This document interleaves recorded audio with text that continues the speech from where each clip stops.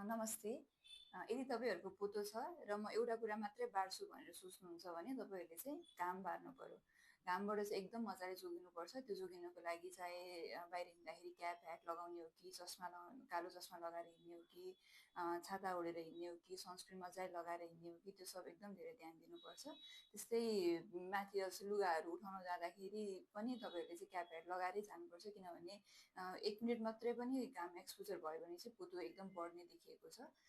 त्यस्तै अर्को भनेको जुन कुराले पनि अनुहारमा तातो गराउँछ त्यो कुराबाट पनि जोगिनुपर्छ। जस्तै कसैको बाफ्नै लिने बानी हुन्छ, हिटरहरू ताप्ने बानी हुन्छ, त्यसले पनि अनुहारमा रापले गर्दाखेरि चाहिँ पोतो अझै बढ्छ। त्यस्तै खाना बनाउँदाखेरि पनि जुन बाफ आउँछ त्यो चाहिँ डिरेक्ट अनुहारमा अलिकति बचेर गर्दाखेरि चाहिँ त्यसले पनि हेल्प गर्छ।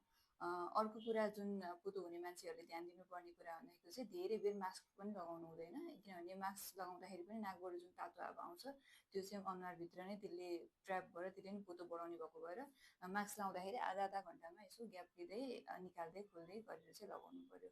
अर्को ध्यान दिनुपर्ने कुरा भनेको चाहिँ पिल्सहरू चाहिँ सकेसम्म अभोइड गरेको राम्रो। पिल्स मात्रै नभइकन अरू जुन सङ्गिनी सुईहरू हुन्छ, नर्भ प्लान्टहरू हुन्छ त्यो पनि सकेसम्म अभोइड गरेकै राम्रो हुन्छ।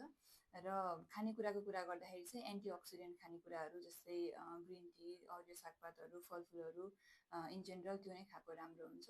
र अर्को पोतो हुने मान्छेहरूले एकदमै ध्यान दिनुपर्ने कुरा भनेको बाहिर बजारमा पाउने जुन पाए त्यही क्रिमहरू जस्तै नोइस्कार, कुसुम, ज्योति, मेलाकेयर भन्ने औषधि चाहिँ जथाभावी लाउनु हुँदैन किनभने त्यसले चाहिँ छालालाई झन् रातो बनाउने झन् बिग्रिने हुने कारणले त्यो कुरा चाहिँ एकदम अभोइड गर्नु पर्यो।